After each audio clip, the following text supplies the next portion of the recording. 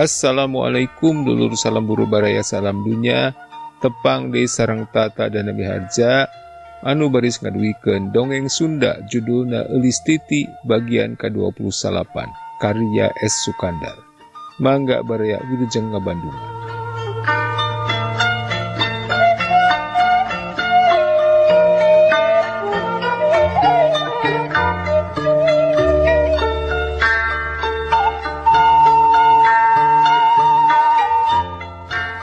Yur, sayur, nya. Hiji lelaki pedagang sayuran ngabengkot nanggung daganganana. Mapai-mapai sisi jalan hareupeun gedong-gedong nu marapat sapanjang jalan. Bari teu repeh natawarkeun daganganana. Sayur, nya. Pokna bari ngarandeg hareupeun gedong na juragan ho. Mencrong kalebah gedong nu katempoana bangun ti iseun. Brai panto bakarangan disurungkeun ti luar, sup manehna ka jero, panto ditutupkeun desa asalna. Anu saterusna ngagigeg ka tukang. Breh dina kursi paniisan aya nu keur diuk nyorangan. Nyonya ngora hade rupa nyang hareupan gelas cisusu nu masih keneh ngebul nyaneut bari moyan. Taya lian ti Nyonya Linio anu dina hirupna kadua koki. Salakina mah boa di mana, boa di mendi. Nu puguh mah keur aya dina tahanan pihak nu wajib tacan diputus perkarana. Sayurnya, si tukang sayur nawarkeun tanggunganana diecagkeun gog manehna cingogo.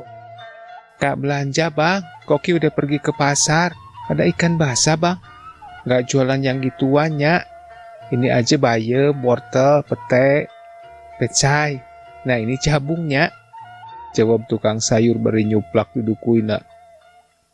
Oh, Nyonya Lin ngaranjuk beri nungkup bibir kudam palengeuna.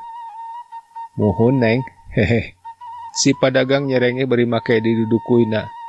Abdi teh, urang di jero atuh Kang. Oke, mangga neng. Si tukang sayur teh jung nangtung. Anu saterusna hagetna keur nuturkeun. Nyonya Linio ngagiplak hareupeunana cetruk teh indung sukuna ti tajong kana teras. Bongan sorangan.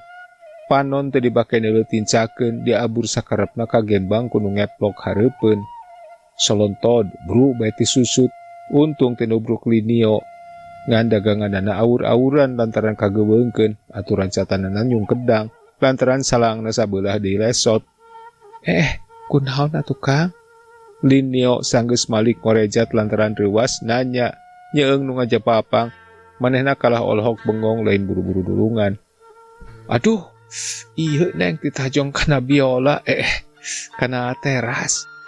Tukang sayur ngalias nyumputkeun pasemon begeutna, oge ngarasa keuheuh kana bibirna salah pok. Dumeh pang nati tajong teh panana balanja bae kana dempok biola di bulan ku rok sasekna. Kuniang manehna hudang mulungan daganganana anu awur-awuran. Nya kitu deui Linio gog cingogo ngabantuan, beuh atuh cilaka. Si abang sayur teh kalah jadi utag atog serabeun kudu babarasatan hareupeun. Teudeun we di dinya Kang. Cek Linio nunjuk ka kamar deket dapur, sanggeus anu awur-awuran dientepkeun di dina wadahna. Mending di luar neng, aya naon-naon kariri gidig sareng bilih taeun deui maklum. Si padagang sayur teh bari merenahkeun daganganana dina emper, koloyong ka jero gedong nuturkeun pribumi. Manehna diuk dihandap, atuh Linio oge anu geus angekeng dina kursi, kapaksa pipilueun da si abang kekeh mugen hayang diuk dihandap. Pokna teh bisi matak nimbulkeun curiga batur, malnya aya tukang sayur ongkang-ongkang dina kursi empuk. Jadi akang teh dekebat kaburu ditempas. Tekeng tarik-tarik atuh neng. Si tukang sayur teh nu taya lian ti Idris megat kalimah. Geus kitu majep jerempe sigana dasanya ana uplek naker ngadarongengna teh bari haharewosan. Nu lalaki ngebrehkeun pamaksudanana. Nu awewe atuh sanajan siga nu leah, tapi nyanggupanana teh maneh hararese naker. Babaku nama dihaja, pikeun meungkeut Idris supaya bisa leuwih lila ayana di dinya. Ti henteu teh oge Linio teh ngora keneh, boga salakina keur mah kakolot, turug-turug dipaksa lain kahayang nasorangan, puguh bapana kakeueum ku hutang ka juragan ho. Mun nasabah pisan mun salila laki rabi teh manehna mah ati mungkir beungeut yang hareup. Batin-batina mah ngerasa tugenah ngandung katunggaran hate nu pohara. Hatena mah teu boleh bae nyolok ka bebenena nu teu laksana kapiduriat. Pamuda Kimsan nu ayeuna teu puguh di mana ayana melesat mabur bari mawa hate anu raheut ku dawang lantaran penggas harepan dumeh bebeureuh direbut batur. Ayeuna Prok jeung Idris umur masih keneh ora atuh rupa teu nguyang. Puguh we eukeun masa kitu taun dilana saset ngalaman halabhab. Tacan ngerasa pisan kasugemaan sajroning laki rabi. Atuh teu binati nu lapar manggih kejo nu halabhab manggih talaga. Mun sarwana mah lapur. Matak timbul angin puyuh lilimbungan sagara ombak-ombakan ngadatangkeun caah rongkah bebanjiran bendungan bedah paburantak awut-awutan. Tapi Idris mugen siga nu tahan harga nu diarah supaya lawana sadrah leah ngabantu kana pamaksudanana. Lantaran nyaho dirina ayeuna bisa dipake pakarang pikeun muruhkeun lawan. Tapi Linio oge teu bodo. Manehna nyanggupan oge asal Idris nyaluyuan kana kahayangna. Anu antukna jadi patugang-tugang itu ieu pada-pada ngabogaan kartu truf pikeun ngarubuhkeun musuhna.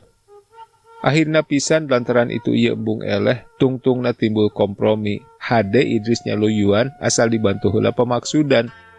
Mun teu kitu kajen ngejat kajauhan ngabatalkeun pamaksudanana. Linio kapaksa nyaluyuan lantaran eueuh jalan deui. Ongkoh anggapanana geus gulet mah piraku Idris teh tetep bae teu as hatena. Ari disogrog-sogrog teuing mah sageui teu heroy paribasa ucing nyanding paisan. Ayeuna mah manehna rek ngawayahnakeun maneh.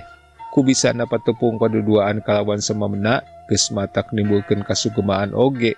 Bisa dipake panyebor kana hate anu keur ngabulak ngagugudag jajantungna diduruk ku asmara dahana. Beres babadamian Idris amitan geus lila teuing bisi nimbulkeun kacurigaan nu aya di gigireun. Malah makoki oge nu waktu isuk-isuk balanja geus lila naker balikna teh. Tegeruh sote bane kaburu dikiceupan jeung dihuit ku dununganana. Ira ka dieu di Idris, engke peuting nya. Linio ngabelenyeh imut panangtang nu teu kurang-kurang manisna, matak lanjung nu keur gandrung. Upami aya waktos nemung ulah diarep-arep teuing bideh aya halangan. Walon Idris rada ngalenyap oge, memang lain sakali dua kali yang hareupan imutna Linio teh. Tapi ari gelenyu deui mah, ih teu burung we jajantung ngageter kaoyageun. Yur, sayurnya. Idris ngagorowok deui sanggeus aya di jalan kaluar ti gedongna Nyonya Linio. Kitu jeung kitu bae nawarkeun daganganana mapai-mapai sisi jalan. Mun kabeneran aya nu rek meuli, reg manehna eureun beres nu balanja ingkid deui indit bari teu reureuh sungutna gogorowokan. Yur, sayur. Tidit. Hiji sedan nyuruntul hareupeun Idris nyoloyong ka kenca. Sajaba nanti masang rihtingna, oge sabelah leungeunna gupuy gapai tandaning rek nyisi. Ari Idris nu harita lempang di katuhueun jalan, ongko-ongkoh bae ngungkuk bari sungkutna nawarkeun daganganana. Dudukuyna dilelepkeun nuruban beungeutna. Tapi hate jeung pikiranna mah saenyana keur ngalamun anu kacidaparnana. Hei, sompret, mau mampus ya. Nu keur nyekal setir ngagorowok bari ngabantingkeun setirna ka katuhu. Nu taya lian tineng Halimah molotot ngambek ka Idris tukang sayur. Pok-pokanana niru-niru lagam Jakarta. Astagfirullah. Idris luncat ka kenca, berusut bae daganganana bahe kageweungkeun. Tapi teu ngalobakeun omong, kop bae nu rag-ragan teh dicokotan. Awakna ngadeg-deg beri jajantungna deg-degan ngerasa riwas lain lumayan. Salah sendiri, kenapa terus aja nyelonong? Emang gak dengar bang? Atau emangnya gak kelihatan? Neng Halimah turun tina mobilna. Aya meureun 20 meter mah eureunna ti tempat Idris. Idris tenembalan rumah sasalah sorangan. Ukur ngareret kan ukur ngambek teh. Manehna terus tonggoy mulungan daganganana kareruwasan tacan leungit. Atos teh hawatos, nyaruwasnya digelendeng. Coba daganganana awur-awuran. Cek eulis titi. Jerut deh turun ngarendeng deket Neng Halimah milu ngawaskeun. Atuh da nya na aya jelema torek-torek teuing. Ongko eta meureun make dudukuy teh teu parok cing batur nepi ka dilelepkeun kabeh. Neng Halimah keuleun keneh, pang-pang namah ngerasa reuwas.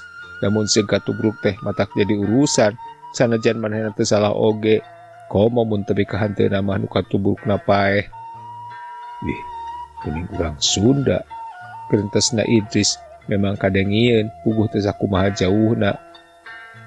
Ret manehna ngareret kan rupana mah teu pati sidik lantaran kahalangan ku dudukuina sorangan nu ngalelep teuing. Ngan nu ebreh teh Wanda jeung dangdananana nu saurang nyaeta nu nyupiran yang orangnya ginding pantesna teh dununganana lantaran ari nu saurang deui mah pakaianana basajan oge semogeus aya umur. Ongkoh ditiung deh pangpang namah nilik kana dangdananana nu basajan sarta ngolot naker. Geus beres mah ngentepkeun deui sayur daganganana, leos Ba Idris indit deui. Ngisi naker ayeuna mah lempangna sieun aya nu nubruk deui. Satungtung inget mah hatena teu boleh hayang seuri ari ras kulalampahanana tadi. Ku batur disebut torek sarta dicawad barang pake dudukuina. Ari sanyana mah akibat parna teuing ngalamun. Inget-inget kelakuanana waktu keur adu hareupan jeung Linio.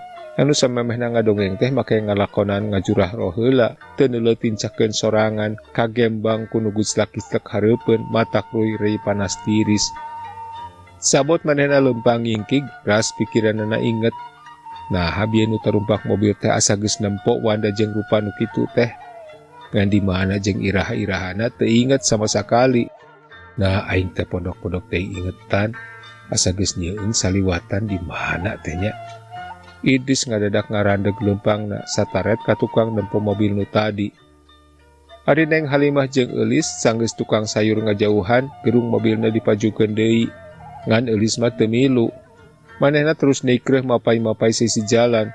Anu maksudna taya lian manehna rek ngadatangan Nyonya Ho, tepatna pisan mah rek nepungan Nyonya Linio, pikeun malurus Sudrajat. Sugan bae aya kateranganana nu ngeunaan padumukanana. Sateu nyahoana oge nu jadi dununganana, moal balota-balota teuing sugan da meureun rek menta gawe teh, piraku teh ditanya heula di mana imahna atawa lemburna. Tadi nama saeutik oge taya maksud rek maluruh ka Nyonya Lin, lantaran pamikirna bisi matak ngabarubahkeun kaayaanana Sudrajat sorangan, nu sasatna jempling teu kasubat sabit, manehna salamet tina buruan polisi. Ngan kulantaran jalan sejen eueuh deui, kapaksa we Eulis kudu ngadatangan jeung nanyakeun ka Nyonya Linio dununganana. Ras Eulis waktu peuting tadi basa maluruh sasat dikira-kira kalah kameunangkeun si Simon nu kaasup dedengkot penyeludup keneh. Memang ditilik tina soal tugas mah ieu teh mangrupa hiji hasil nu kacida gilang gumilangna, sok sanajan bari lain dihaja. Tapi mun ditilik tina soal pribadi, manehna teh kalah kacape wungkul, da Sudrajat mah luput. Ulah boro-boro bisa kapanggih, taya kelemeng-kelemengna acan. Eulis nu masih keneh nikreuh ngeureuyeun lempang, teu lila geus anjog ka hareupeun gedongna Nyonya Linio. Kalawan teu ham-ham deui, geus bae manehna asup ka pakarangan. Kuncung-kuncung teh ka tukang, petalakuna popoyong koda naker bangun pinuh ku kasieun. Kakara oge manehna laha-loho rek pupuntenan. Ti jero geus kadenge manten aya nu nanya, Linio nu keur diuk dina kursi, ti luar mah luput teu awas. "Hei, mau kemana empok?" Pokna bari norojo, saterusna manehna nangtung di lawang pantu. Mau numpang tanya nya." Walon Eulis bari geek diukan di prek dina emper. "Cari kerjaan?" Linio nanya deui. "Bukannya, cari saudara." Eulis ngadusun-dusun maneh. "Ceritanya dia kerja di sini. Namanya siapa, Mpok? Di sini cuma ada Koki. Sudrajatnya, dia saudara saya. Udah lama kagak sambangin saya. Udah kepengen ketemunya." Walon Eulis. "Sudrajat?" Linio kerung bangun aya nu diinget-inget. "Saya nya, biasa dipanggilnya Ajat." "Ajat?" Kabireungeuh ayeuna mah Linio ngaranjuk beungeut nanyeak. "Kagak ada, Pok. Kagak ada yang kerja. Dulu-dulunya nya." "Kagak ada, Pok. Kali Mpok keliru. Coba tanya rumah lain. Kali-kali aja ada." Nyaritana kitu teh Linio bari ngajengkat ka jero leples teh tembong deui. Si Linio teh teu daek terus terang. Nah sieun kitu atawa kumaha? Atau curiga kitu ka aing. Disangka rek nyelidik nu patula patali jeung kajahatan saakina. Asa piraku deui. Teu kaharti. Ceuk reutesna Eulis bari kaluar ti pakarangan. Gagal deui bae. Kumaha aya ari geus kieu nya. Kang Ajat di mana atuh engkang teh?" Eulis terus noyot bapai jalan urut tadi. Terjauh tidinya, tapi teu mata katempo ti imahna Linio mah. Mobil lanceukna geus ngajugru ngadagoan. Geuning teu lila, Lis, kumaha aya oge bijana? Neng Halimah kontan nanyakeun. Gagal di bae teh. Si nyonya teh daekeun betus. Walon Eulis bari kalacat unggah kana mobil. Gubrak bae setengah bebeutkeun maneh kana jok tukang bangun nu kacida keheuna. Ras Eulis inget ka tukang sayur tadi nu rek kadupak tea. Kacipta lempangna bertasa sarimbang pisan jeung Sudrajat. Ngan bedana teh ieu mah rada badagan, ari Sudrajat bare Thomas sedengan. Piraku deui Kang Ajat mah make jadi tukang sayur sagala. Komo ieu mah dagang ka imahna si Babaho. Kapan manehna teh mun nya nyupiran di dinya sasat keur diteangan jadi buronan polisi, cegerentesna Eulis. Teu bisa jadi. Hatena ngabantah deui. Neng Halimah teu barang tanya deui. Kataksir nu jadi adina keur loba kapusing. Saterusna biur bae ninggalkeun jalan Majapahit, kebat muruka padumukanana kampung Taman Sari. Ari Linio saleosna Eulis teh huleng bae bari ngejentul dina dipan, uteukna meniriet belas ditapu ku rupa-rupa pertanyaan. Saha sabenerna menu tadi teh? Nah bener dulu na Ajat kitu. Lamun ngan saukur akon-akon, rek naon atuh perluna? Nah nu rek nyelidik kitu, nyelidik aing atawa nyelidik Ajat. Nyelidik aing moal bisa jadi. Aing mah geus dinyatakeun bebas tina tuduhan. Nyelidik Ajat oge teu bisa jadi. Apaan manehna teh? Lain kitu boga maksud seperti Idris atawa memang baturna. Teu bisa jadi. Di pihak mana atuh manehna teh nu sabenerna? Hiji oge eueuh nu bisa dijawab kalah kasirahna we karasana asa bejad. Anu antukna manehna ngagoledag, akhirna timbul pikiran hal ieu teh rek ditanyakeun ka Idris. Geus kitu mah otakna rada rerep meusan sarta teu karasa direup bae manehna sare bangun tibra naker. Keur waktu tadi teh boh Idris boh Eulis sumawona Neng Halimah. Sama sakali teu nangenan kana hiji mobil sedan nu keur ngajugrug di lebah tikungan keur pada ngome mesina. Ting arukei si kenu mogok. Keur mah rada anggang pernahna ti gedongna Juragan Juhana. Katurug-turug dina tikungan pisan belah ditu. Jadi ti lebah gedong Juragan Homah teu katempo. Tapi ari nu keur ting arukei mah awaseun pisan kanu larsub teh. Anu sanyana mah eta mobil teh lain mogok-mogok teuing, tapi ngahaja api-api mogok. Geus rada lila ngajugrugna di dinya teh keur nitenan kaayaan gedongna Juragan Ho. Maksudna mah rek nitenan saha-saha anu larsub ka dinya. Lantaran ieu nu keur ting arukei teh sanajan lain komplotanana Juragan Ho, tapi dina bidang kajahatanana mah aya petula patalina nu kacida rapetna, upama teh disebutkeun hiji keneh mah. Ku katangkapna Juragan Ho alias si Tan Guat Ho sabaturna, pikeun maranehanana teu ieu jadi pikiran moal rambat ka male, tapi barang kanyahoan yen supirna salamet, make oge boga rasa hariwang sagala sarta sangkaan nu lain-lain. Buah ieu teh hasil gawe supirna nu matak Juragan Ho katangkep teh. Oge upama seug dipikir yen supirna teh tacan lila digawena, kacurigaanana jadi beki ngandelan. Nah, anak penting tadi kalawan teu disangka-sangka si Simon jeung opat baturna katangkep. Anu pikeun para dedengkot nu sok biasa narima barang-barang sulundupan mah, hal ieu teh hiji teunggelan nu kacida hebatna, asa diparieskeun deungeun katuhu. Lantaran ti antara anu sok ngakut barang selundupan make jalan lautan mah ngan si Simon, anu minangka pangwanina panglihaina, anu mata kacida pangkapakena, najan ongkosna rada mahal oge. Malah si Simon teh beunang disebutkeun langgananana Juragan Ho, oge langganan marenehanana nu dipimpin ku Subrata. Ras inget ka Hendra, asa pangapikna pangtalitina manehna teh, tapi tu burung make karingkus di imahna pisan. Waktu tas lek pisan ngangkut barang-barang selundupan. Malah cek si Simon mah cenah tara-tara ti sasari Hendra teh make mamawa awewe sagala. Anu selidik punya selidik, awewe menang nyabet ti Megaria. Ayeuna de Juragan Ho katangkepna teh dina waktu manehna keur boga partner awewe. Oge cenah mimiti panggihna di Megaria, sanajan awewe namah memang beda-beda. Lain dukung si jadi partnerna Hendra. Tapi Subrata geus teu boga pikiran sarta panyangka yen ku ayana awewe teh memangna lain ngan saukur ku kabeneran. Komo waktu manehna hasil nyelundup ngoreka terangan Nyonya Linio. Cenah ti antarana nu ngagerebeg salakina teh aya awewe deui. Nu akhirna hasil analisis Subrata anjog kana hiji kasimpulan nu nimbulkeun gegetun. Yen katangkepna Hendra jeung Juragan Ho katut si Simon, pasti ku alpukahna ieu awewe-awewe nu dibantu ku urut supirna Juragan Ho. Anu waktu ditanyakeun ka Nyonya Linio saha-sahana, tapi luput teu mere nyaho. Ieu sababna nu matak ayeuna Subrata aya di tikungan bari api-api mobilna ruksak. Manehna geus bisa nitenan gerak-gerikna Idris jeung Eulis, nu duanana oge geus nimbulkeun kacurigaan. Idris hanjan bener ngarupakeun hiji tukang sayur, make duduk kuina di luar kabiasaan, nepi ka rupa beungeutna teu bisa kanyahoan.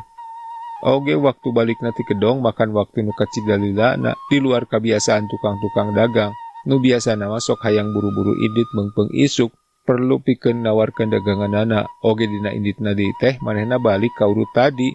Padahal gedong teh masih kena terus marapat, sedangkeun daganganana ka tembong masih loba keneh. Ari ka Eulis naon sababna nu matak teu eureun di hareupeunana gedong Juragan Ho, ieu mah turunna teh masih keneh anggang. Anu saterusna leumpangna teh siga pisan nu embung kanyahoan yen datangna teh make mobil, sarta dina balikna dipapag ku mobil eta keneh. Anu supirna oge ngadaguanana teh tetep anggang ti gedongna Juragan Ho. Tambah deui kacida matak teu kahartina, hiji awewe nu pakeanana basajan dianterkeun jeung dipapagkeun ku mobil sedan. Ari nu nyupiranana awewe nu sakitu tegepna turut tagindingna. Tapi sanajan memang duanana nyurigakeun, Subrata teu bisa mastikeun yen ieu teh baturna lantaran jelas waktu Idris rek katabrak lain ngan saukur bobodoan. Da upama mun terikat ngabantikeun mah pasti Idris teh bakal katabrak mobil. Sanggeus ieu dua jelema rada jauh, Subrata kakarang ngehirupan mobilna. Dius diudag, maksudna rek dikuntit. Tapi kabeneranana teh Idris kaburu ngaleungit lantaran asup ka salah sahiji gang. Mobil Neng Halimah deui lapur teu kaudag lantaran jalanna kacida gancangna. Ngan nomor mobilna anu geus kacatet tapi teu matak ngadatangkeun kauntungan ka Subrata. Lantaran Eulis taliti ngagunakeun nomor mobil palsu. Atuh Subrata beuki gegetun. Dius bae manehna sabaturna murupa dumukanana. Ngan dina hatena manehna janji yen penting eta rek ngadatangan imahna Linio pikeun nanyakeun naon maksudna eta dua jelema. Cenah Linio bungkem teu daek ngabejakeun. Manehna moal asa-asa pikeun ngagunakeun kakerasan. Lantaran bisi petalakuna eta dua jelema teh aya maksudna nu patula patali jeung kajahatan manehna. Kudu ditiung memeh hujan, kitu pamadeganana Subrata bari jongjon ngamudi mobilna rek balik ka imahna.